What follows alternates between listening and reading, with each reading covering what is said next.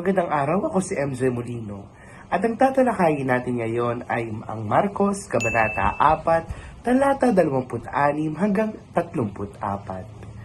Tulad ng isang buto na ibinaon sa lupa, tayo ay lumaki at habang tayo ay lumalaki, tayo ay naging mayabong, matangkad, malakas at matibay. Ang lahat ng mga bagay na nakikita natin ay ang regalo mula sa itaas. At maging ang ating buhay ay ang pinakadakilang regalo kailanman. Hindi natin dapat sayangin ang anumang sandali ng ating mahalagang buhay. Ang kaharian ng Diyos ay nasa gitna natin. Ang Diyos ang Ama na nag-alaga sa atin para tayo ay lumakas. Tayo bilang tao ay dapat naghahasik din ng buto. Buto na kung saan nagre-representa ng salita ng Diyos.